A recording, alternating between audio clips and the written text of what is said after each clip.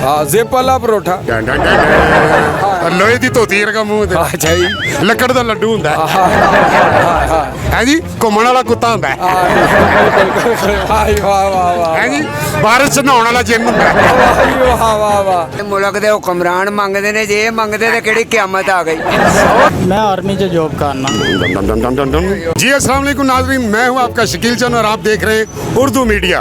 खबर ये है कि हमारे वज़ीर आज़म ने मांगने वाले फ़कीरों के बैरूनी मुल्क से 2 लाख बंदों के वीज़े पासपोर्ट ब्लैक लिस्ट कर दिए हैं। तो इस पर क्या खबर है, देखते हैं लोगों के व्यू क्या है, आइए मेरे साथ।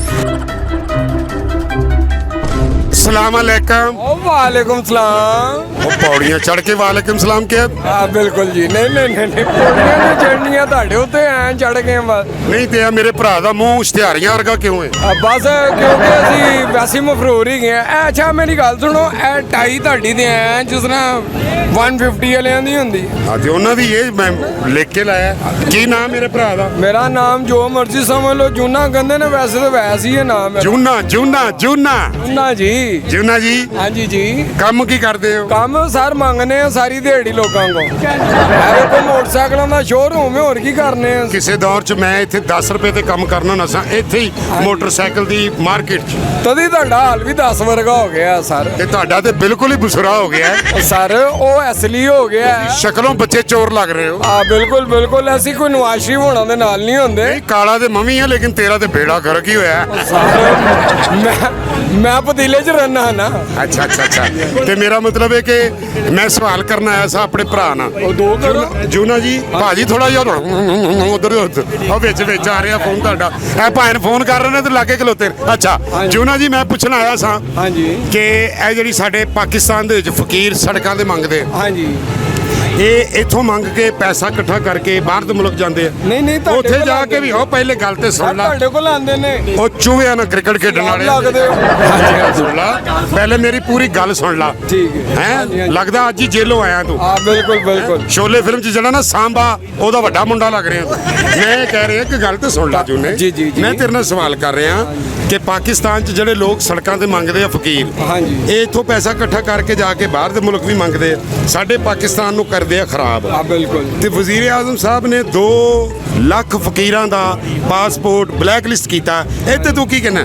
ਅਰੇ ਤਾਂ ਮੈਂ ਕਹਿੰਦਾ ਵਾ ਤੁਹਾਡਾ ਤੇ ਨਹੀਂ ਨਾ ਆਇਆ। ਨਹੀਂ ਹੈਗਾ ਚਾਹ ਕਿਤੇ ਤੁਹਾਡਾ ਨਹੀਂ ਹੋਊਗਾ। 10 ਰੁਪਏ ਦਾ ਕੰਮ ਕਰਦੇ ਸੀ, ਤੁਸੀਂ ਅਕਸਰ ਮੰਗ ਵੀ ਰਹੇ ਓਏ ਗੰਦਾ ਤੇਲ ਪੀ ਕੇ ਸਾਫ਼ ਕਰਨ ਵਾਲਿਆ, ਮੈਂ ਕਹਿ ਰਿਹਾ ਵਾਂ ਹਾਂਜੀ ਕਿ ਤੂੰ ਮੈਨੂੰ ਕਿਉਂ ਜੁਗਤਾ ਕਰ ਰਿਹਾ ਹੈ? ਸਰ ਦੇਖੋ ਤੁਹਾਡਾ ਮੂੰਹ ਰੋਟੀ ਹਾਂਜੀ ਤੁਹਾਡਾ ਮੂੰਹ ਹੀ ਜੁਗਤਾ ਵਰਗਾ। ਉਹ ਮੇਰਾ ਤੇ ਮੂੰਹ ਇਹੋ ਜਿਹਾ ਹੈਗਾ, ਤੂੰ ਆਪਣਾ ਮੂੰਹ ਵੇਖਿਆ? ਆ ਇਹ ਤਾਂ ਮੇਰਾ ਮੂੰਹ ਦੇਸੀ ਘਿਓ ਵਰਗਾ, ਤੁਹਾਡਾ ਮੂੰਹ ਐ ਜਿਸ ਤਰ੍ਹਾਂ ਜ਼ਿਪ ਵਾਲਾ। ਇਸ ਲਈ ਇਹ ਦੇਸੀ ਹੈ। ਹਾਂ ਜ਼ਿਪ ਵਾਲਾ ਪਰੋਠਾ।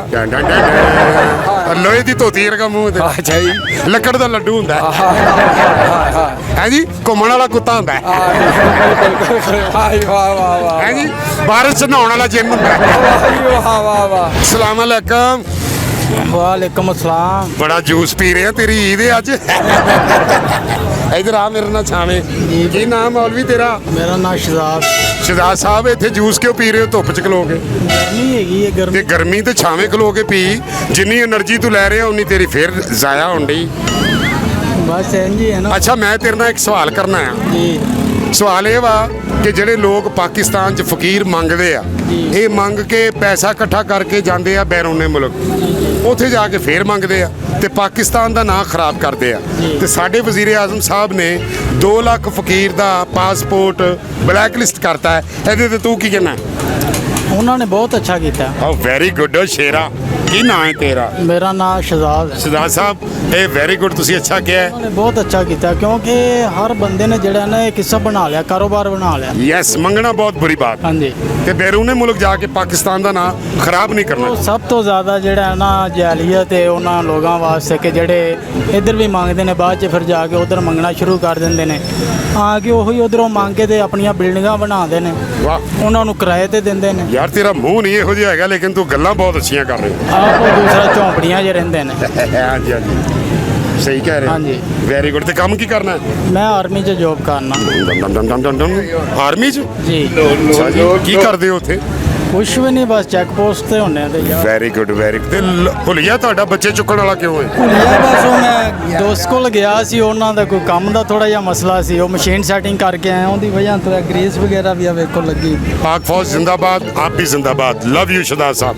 अस्सलाम वालेकुम बाबा जी। ਵਾਲੇਕਮ ਅਸਲਾਮ। बाबा जी इन्नी गर्मी च एडे वड्डे वाल ते दाढ़ी की गल है?